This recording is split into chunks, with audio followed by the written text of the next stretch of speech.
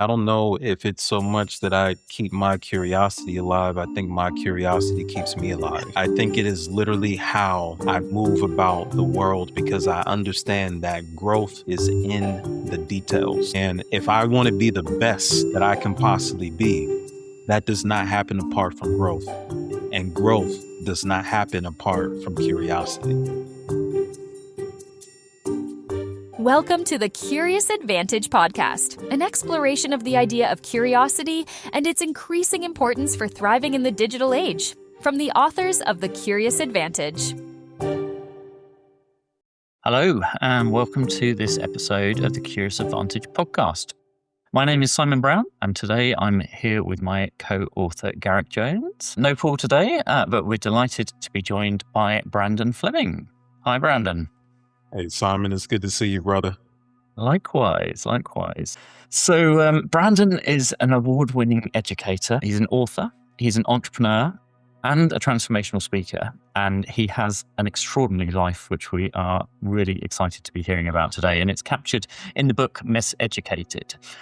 He was written off by parts of the education system. He went on, though, to become one of the youngest educators recruited as a debate coach at Harvard University. And he later founded the Veritas Schools, where his work focuses on unlocking hidden potential, building confidence, and creating pathways for young people to thrive. His students have become 7 times consecutive champions in the Harvard Debate Council Summer Workshops, and his work has been featured by Forbes, CNN, and Good Morning America. And today, Brandon helps leaders and organizations think differently about talent, opportunity, and human potential. I'm really looking forward to the conversation today, Brandon. Maybe let's start where we always do, with your thoughts on curiosity. So how would you think about curiosity, and what role has it played in your life and your work over the years? Yeah, absolutely. Well, first of all, thank you so much for giving me the opportunity to share. It's always great to connect with you all. I would say, when I think about curiosity, I would define it as the relentless pursuit of nuanced engagement with the world. And the reason why I say, nuanced engagement is because curiosity is all about the details, and what I kind of think about is the ways in which people navigate the world when they are curious, and the ways in which they navigate the world when they tend to be less curious. And what comes to mind for me, I think people tend to experience the world the same way they experience museums.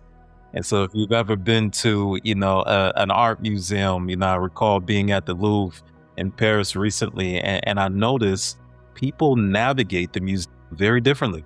There are some people who move about the museum in haste, just looking to check off the fact that they've been there and to kind of glance. Seen the Mona Lisa, I'm done. Yep, got my picture.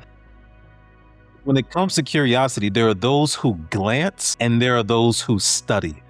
There are those who observe, and then there are those who analyze. And so you'll see people, moving about casually, maybe having conversation, but then you'll see the minority of people really standing in front of a piece, analyzing all the nuances, analyzing all the details, asking the question why, asking the question how. And the reason why is because there is a deep desire for understanding. And that's what curiosity is. It is the desire to understand the places and people that you experience throughout the world. And so that's how I look at curiosity. And honestly, it's something that tends to be, I think it's something we're all born with. When you think about childhood, what is that pressing question that children always ask? They always want to know why. And we have to ask ourselves, when does that stop? How does that tend to be stifled? Sometimes it can be stifled by counterproductive parenting styles, where the question of why is not tolerated. And then sometimes it can be stifled by compulsory education, where in those spaces, the questions of why are not tolerated as well, where they just want to focus on the what, they want to focus on the information, but they don't encourage and foster and cultivate that innate desire to truly understand the world in a very nuanced way. And so that's what I think about when I think about curiosity. I love it. And we'll come on to maybe how you're changing some of those ideas around school, what school looks like. But first, I would love for our listeners to understand your incredible sort of transformation journey. So it was sort of originally written off almost by parts of the education system, and you changed to be able to become an award-winning educator, author, and former Harvard debate coach. So tell us about your life, Brandon, and how curiosity changed the direction of your life. Yeah, thank you for asking that. I think there is an inextricable link between curiosity and exposure. And that is that we can only dream to the extent that we've been exposed. And so when I think about my own journey, my world was relegated to a microcosm where I was exposed to violence. I was exposed to drugs. I was exposed to sports. And so everything that I was curious about was limited to what was in my peripheral, and what was within my proximity. And we tend to aspire within the scope of what we have access to. And so for me, because I didn't have access to the world, I didn't dream of the world. I wasn't curious about the world and everything that it had to offer. I didn't know that the world was for me.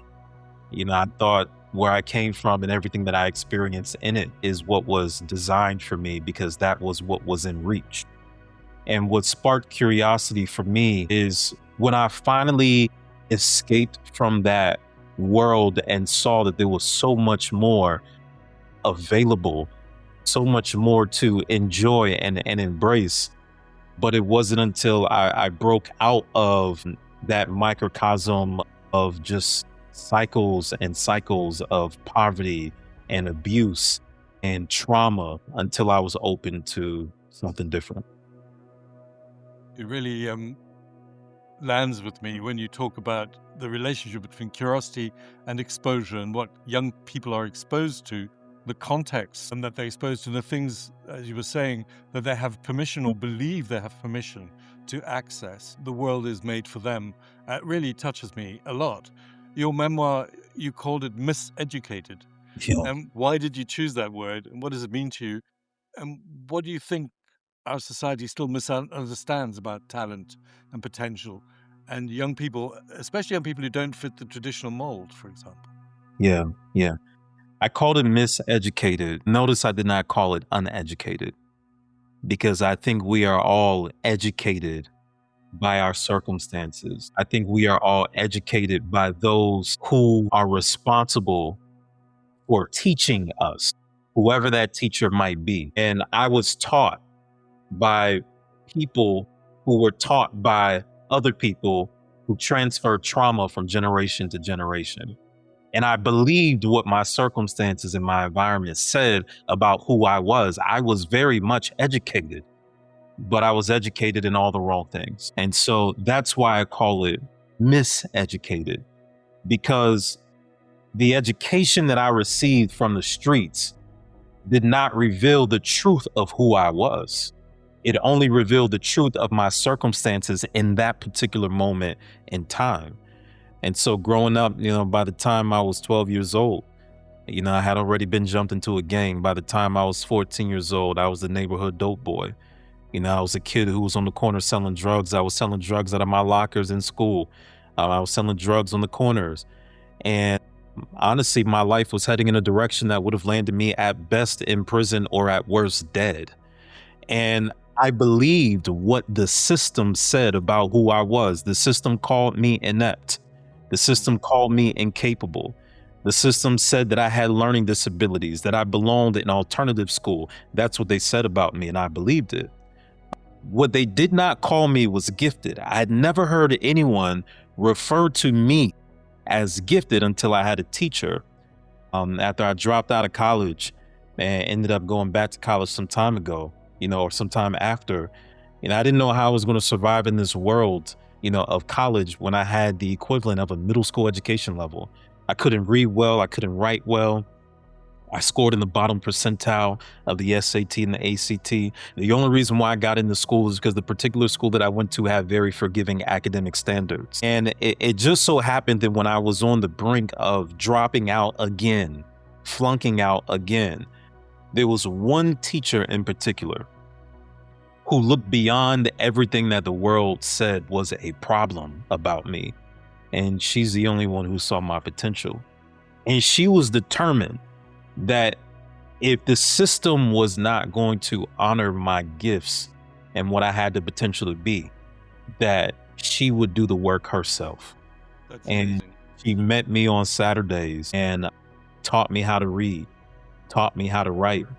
And as I'm sitting there learning and taking in the information, again, my abilities had not changed, but my environment had changed. Mm. And I'm consuming the information. One day she looks at me, she says, Brandon, I've been teaching longer than you've been alive, and I've never seen a student consume this information at this rate. And she looked at me, she said, do you understand how gifted you are? And I rejected it, immediately. And I said, no, that can't be true. She said, well, what do you mean that can't be true? I said, I can't be gifted.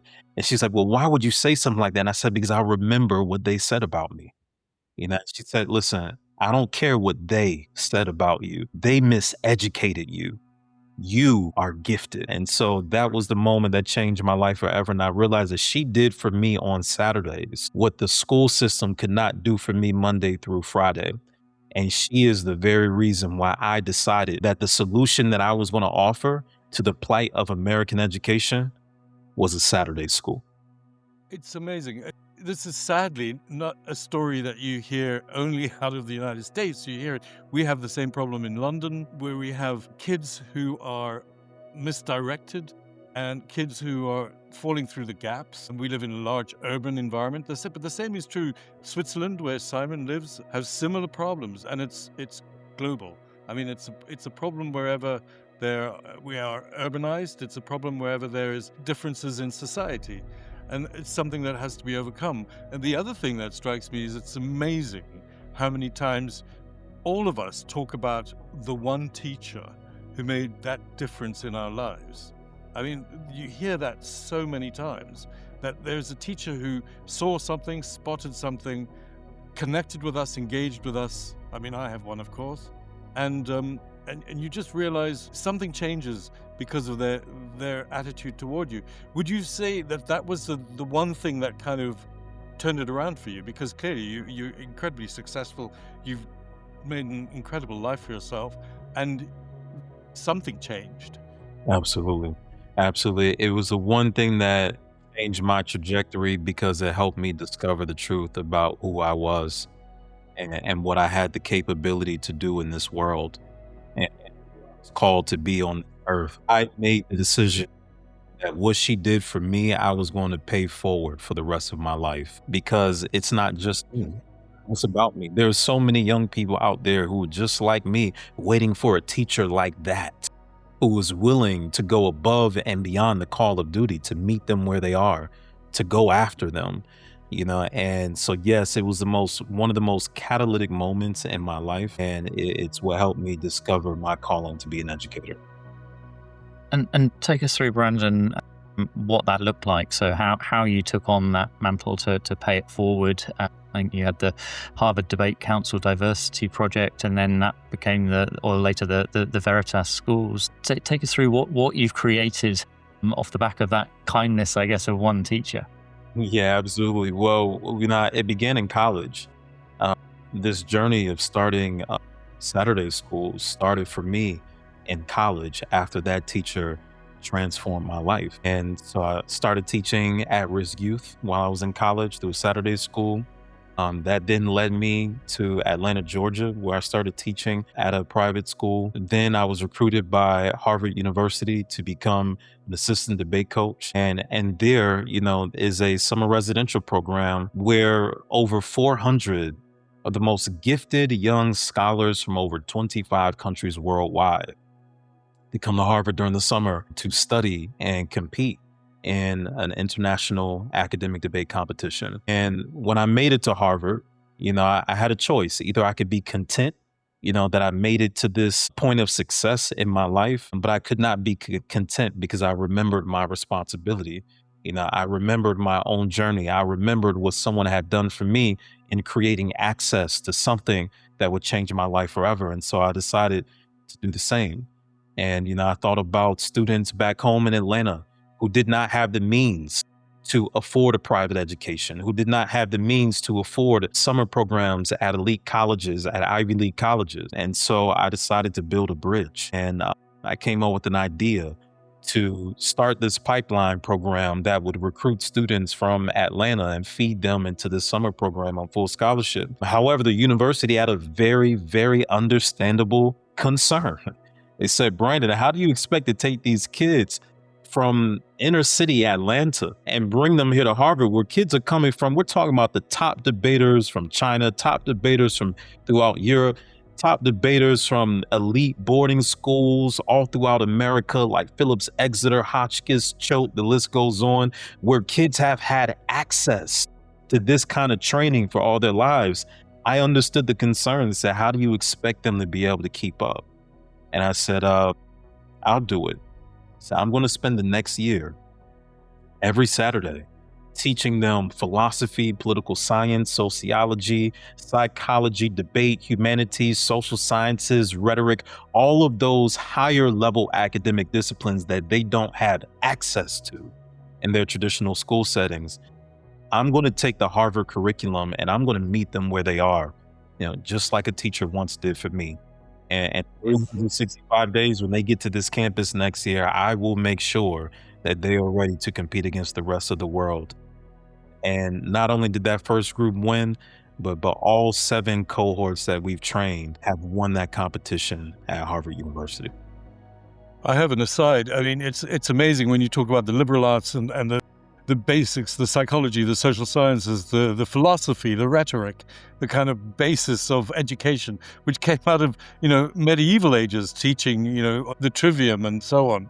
But we have a debate here in the UK at the moment about whether those subjects should be taught to students. There's one part of the debate that says, yes, it provides an absolutely important backbone and foundation for all other education. And there's another debate that says, no, just go straight into the maths, just go straight into the sciences, just go straight into it and forget about all the kind of nice to haves. Yeah. I think I am definitely on the side of we need a liberal arts platform for all of us, because they give us the kind of tools that help us be better citizens. That's my belief. They teach us about getting on with other people. They teach us the basis of thinking, how to debate with other people and so on. But the thing that I also am really struck by listening to you is your approach to turning potential into performance, taking anybody from anywhere and saying where you come from that's not the problem. There are contextual and there are environmental issues that we need to look at. And you take a really different approach to create pathways and expectations and support. Can you tell us a little bit more about what would be your advice for anybody who's trying to work with a team to turn potential into performance? Absolutely. There is a difference between being a good leader and a great leader. A good leader can identify potential, but a great leader can manifest potential. They can do the work of pulling that potential out of you for everything that it's worth. And is that not what we're called to do? As teachers and as leaders, we are called to bring the best out of people, not just to identify people's potential, but to manifest the potential that people have. And I think that's what it's all about, and we have to be critical of ourselves. Whenever my students don't get something, the first person I blame is me. I don't blame them, because I have the responsibility to connect with them in meaningful ways that allows the subject matter to make sense. And that then translates into performance. It's my responsibility to close that loop of understanding. And that's not necessarily the posture that every leader is in. I'm working on a project right now, and it's called "Don't Blame the Seed." And what that's about, it draws on this parable of an old gardener and a young gardener, and this young gardener is zealous, and so the old gardener gifts him with a seed, and the old young gardener is so excited that he runs immediately to go plant this seed in his backyard, and every day he's stewarding this seed, watering it, making sure it has the right shade, everything. But day after day after day after day, he recognizes that the seed does not grow. And so, filled with anger, he digs the seed back up, goes over to the old gardener and chastises him and say, "Why would you give me a seed that is dead?" And the old gardener looks at him and says, "That seed is not dead. Don't blame the seed. It is possible to plant the right seed in the wrong soil, and it will never bear fruit." How many times have we done that as leaders, where it had nothing to do with the potential of the seed? It had everything to do with how conducive the conditions were. And if the conditions are not conducive for growth, that's what leads us to mislabel. That's what leads us to misunderstand. That's what leads us to miseducate. And so I would say we as leaders have to understand that we should never blame the seed, that we should always look at the conditions and the environments that we are creating and ask ourselves, how are we being good stewards to make sure that these seeds actually reach their potential? And tell us more, Brandon, on those conditions, on that environment that you're working to create with the Veritas School. So how do you work? What does that look like if someone knows a young person that could benefit from the work that you do? Yeah, tell us more about what you're doing. Yeah, what it looks like is connection, which is at the heart of every business. You cannot reach people that you don't understand. That is the most fundamental. Any business that wants to be successful has to put the client, the customer at the center and find ways to connect the product, find ways to connect the service to the consumer. Education tends to not reflect the customer because we don't look at children in that way. We don't look at families in that way. We don't see ourselves as having to come up with ideas and sell them. I tell teachers all the time, we don't even recognize that we are salesmen. We are in the business of selling some of the most difficult ideas known to man. English, science, social studies, math, just like any company you name. We have to take an idea that you might not naturally care about, and our first job is to make you care. That is cultural competence. It's understanding the customer, understanding the stakeholder enough to meet them where they are. At the end of the day, every single one of us walking through this life, we are looking for connection. We are looking for belonging. When has anyone ever become passionate about something that is not personal? It doesn't happen. And so I tell teachers all the time, if you want to make your students passionate about your subject, you have to make your subject about your students, which means that English is secondary. For me, I teach politics, but I don't want my kids to just hear politics. I want them to feel it. I have to figure out, how do I make politics about them? It's the reason why we struggle is because, as leaders and teachers, is because we don't understand the difference between being disinterested and disengaged. We assume that people are disinterested when they are not. See, it's easy to just write them off as being disinterested because then we can blame them. But in order to admit that they are not disinterested, they are disengaged. That means that it's our responsibility as the teacher, as the leader, to find creative and innovative ways to actually draw them in. So that part is our responsibility. And that's usually the part that we don't want to admit to. And so that's what's different about the Veritas schools and the environment that we have created, that we foster, is that everything in the experience reflects who those students are at the core. So we talk in the in the Curious Advantage book around curiosity as a driver for learning. It sounds like what you're doing is instigating or sort of trying to find a way to create that curiosity in your children through engaging them in these topics. That I love that role of the teacher as a salesperson, essentially, is how do I make this topic interest? How do I make it so that people are curious in it, and then the learning follows? Yeah, absolutely. How are you seeing the role of technology playing a part in the schools as you look at it? I mean, AI is having a huge impact on education around the world. Are you seeing that as a way to instigate that, or to make things more interesting for your students? Are you building AI skills for your students? What changes is that bringing about in your approach? 100%. Many people will say it's a gift and a curse. And I would say it depends on how you choose to leverage it. Like everything, even words, what words can be wielded as weapons for war, or words can be used to build people up. Words can be used to drive innovative ideas. So everything, for that matter, is a gift and a curse, depending on how you choose to embrace it and use it as a tool. And in our school, we are using it as a tool, as a gift to enhance learning. However, for us, it's always secondary. So for instance, if you were to peek into our classroom, you would see no technology. You would not see the kids with laptops. You would not see them with iPads. You would not see them with any resources outside of this right here, their minds.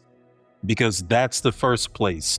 That's the first reference point that we want them to go to. That's the first source that we want them to draw from, which is why we teach philosophy before anything, because we have to teach the rudiments of logic. Because that as a foundation is what you will apply to any subject or any tool that you choose to use. And so if we teach them the foundations of logic, they won't have to rely so heavily on AI as a logical tool, but they will use it simply, for instance, for evidence. It makes me laugh slightly because my 15-year-old godson he does a philosophy class, and it's really benefited him a lot. He talks about it, although he's declared himself to be a Stoic because he was learning about Stoicism, and now everything is about an unemotional response, and he's completely stoic. We'll see how long this lasts, but it's admirable to see him wrestling with these ideas and putting them to practice in his life. Sure.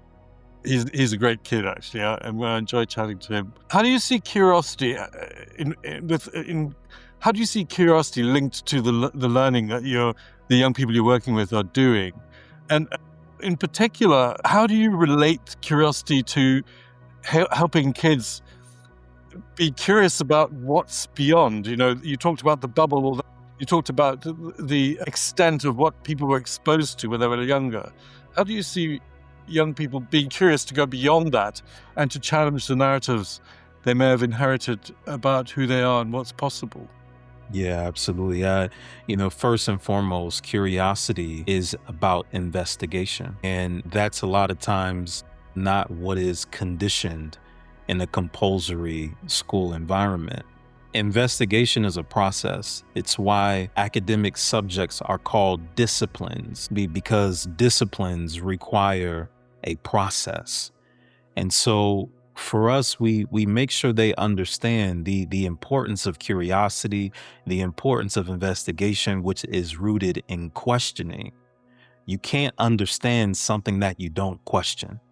And so we have a tenet at Veritas. One of our first tenets is seek to understand before making an argument. Most people, I would argue, are conditioned to do the converse of that, or the inverse of that rather, is to make an argument before actually understanding a subject matter. And that is why we see what we see in society today. And so we teach them to push against that, and we teach them to model what it really looks like to be curious first, because there's a certain intellectual humility that comes with curiosity. it first acknowledges that I don't know everything. It then acknowledges that I am interested in learning more. And then it communicates that I recognize that I'm coming into this with assumptions and presuppositions and preconceived notions that I am open to correcting. And so that's what curiosity does for all of us, and that's how it shows up in the classroom, but also how it shows up in life. And we teach them how to take this approach when it comes to ideas of all forms. You spend a lot of time, Brandon, with, I guess, our next generation of the workforce. So is there a question you think that more educators or even sort of leaders and organizations should be asking around better understanding that next generation? Yes, I think we should ask ourselves, how curious are we about people? We have a tendency to be more curious about things and places than we are about people. But at the heart of every industry, at the heart of every service, at the heart of every society is people. I often share, I train a lot of Fortune 100 executives, and I share, one of the first things that I share with them is that I guarantee you that if I were to audit your business and truly analyze all of the issues that you have, I guarantee you it would not point back to a product issue. It will point back to a people issue.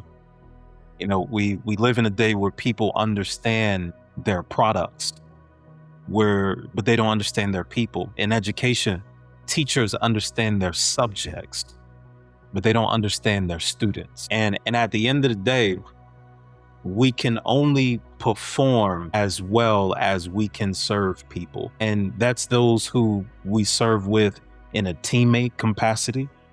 That's those who we serve in a customer and consumer capacity. And so our ability to understand people is what will allow us to build great businesses, and it will allow us to build great societies and to ultimately build great people.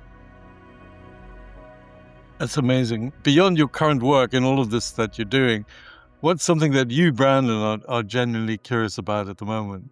I think what I am most curious about right now is how to be the best father that I can be. I have two little boys.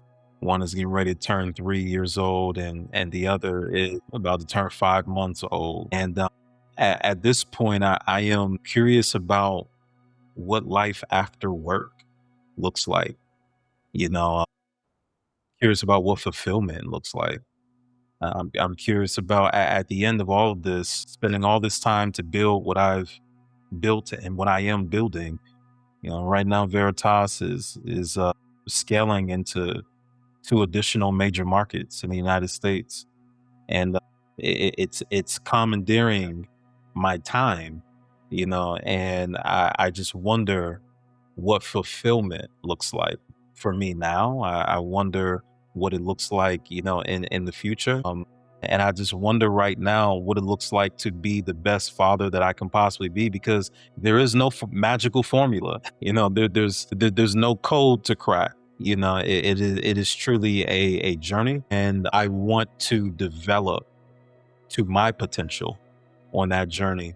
And I don't want to be a better teacher and businessman than I am a father. And so that is what is that's what I'm curious about right now in this moment. I mean, you've role modeled that sort of continuous transformation, learning, curiosity from that very tough upbringing through education, through now business, through expansion, and now into going into a father as well. How have you kept your own curiosity alive through that? What's the secret of your curiosity?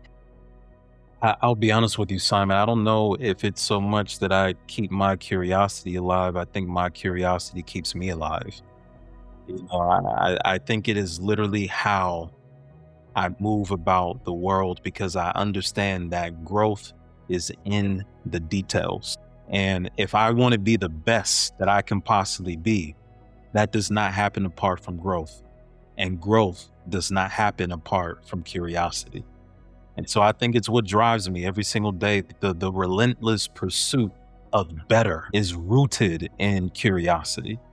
And so for me, it's what wakes me up every day, being grounded, asking myself, how can I be the best possible version of myself? That in itself is a question which inherently makes it the root of curiosity. So we're coming towards the end, Brandon. I'm going to do my best in a moment to summarize the conversation we've had, but then to give you a moment to think, I'll then come back to you to ask maybe sort of from all the things we've talked about, what's one thing to leave our listeners with as a takeaway. How you define curiosity as the relentless pursuit of nuanced engagement with the world.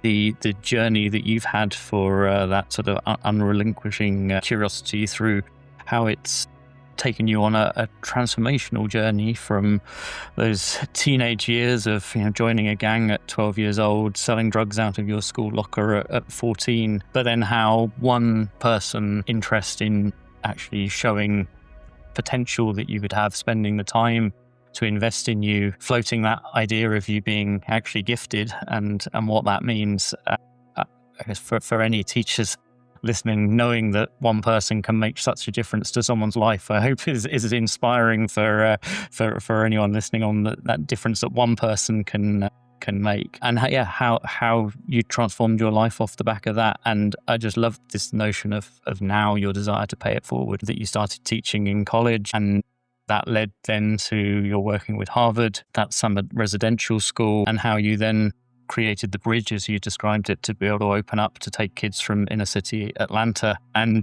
you achieved this phenomenal result of 7 competition wins from these kids that you worked with. And it's incredible that you were able to create that opportunity for people. And I'm sure they went on to incredible things as a result of that impact that you had. You talked about the difference between a good leader and a great leader, and how a great leader can help really manifest that potential. I think there's something there for us all to take away there. And I think it was really insightful how you talked about you don't blame the students when they get something wrong. You blame yourself around what you can do. And that story of the seed gardener, that it's around how do we create the environment, how do we create the conditions. It's not the wrong seed, it's the wrong soil, and that we can all create that. And I guess anyone in a management or leadership position, there's a parallel there of are we creating that fruitful soil so that the seeds that we're responsible for can grow and can bloom, or not. The way you think about the role of a teacher as a salesperson around actually creating a way for people to become engaged in the subject, and it's not that they're disinterested, it's that they're disengaged, and that comes back on the teacher or the person to how to engage them. The AI is both a gift and a curse, and super interesting that you start off with that philosophy in the classroom with no technology, to give people the fundamentals of logic so they don't need to rely on technology. About how curiosity is about investigation. It's a process, that need for discipline, and we need to be able to question, because we can't understand what we don't first question, and that tenet that you described, to seek to understand before making an argument.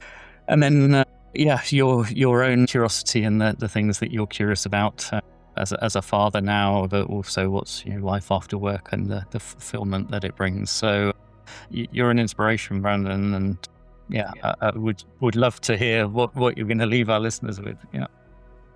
Yeah, absolutely. If I could leave the listeners with one thing, it is to reflect on our collective responsibility, to look at what the universe has given us and ask ourselves, what do we have the responsibility to do with it?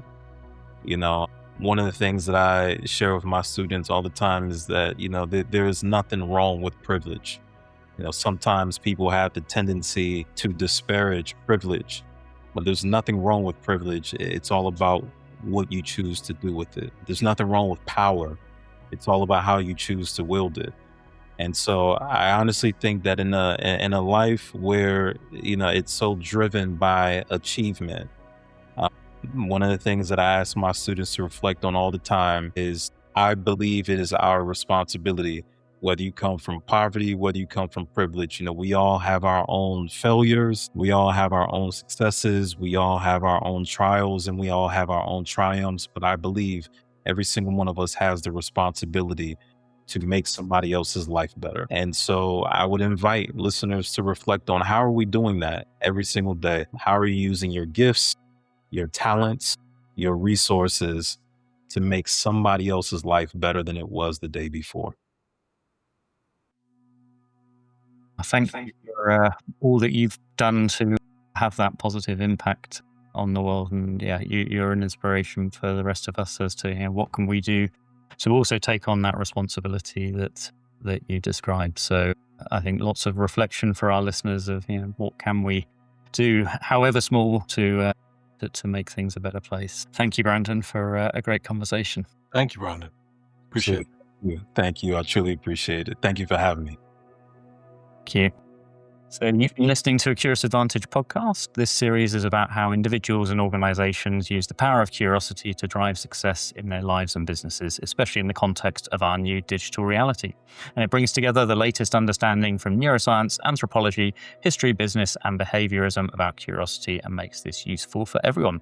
As always, we're curious to hear from you. If you think there was something useful or valuable from this conversation, please do write a review for the podcast on your preferred channel, or do share it on social media so others can benefit from today's conversation. Curious Advantage book is available on Amazon worldwide. Order your physical, digital, or audiobook copy now to further explore the 7 C's model for being more curious. And do sign up on our Curious Advantage website for the next book that will be coming soon, of The Curious Imperative. We look forward to seeing you next time. Thank you.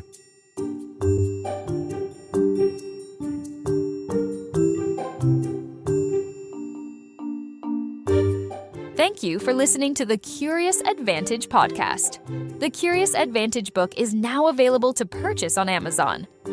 Stay tuned for the next episode and keep exploring curiously. This podcast is produced by Jessica Wickham.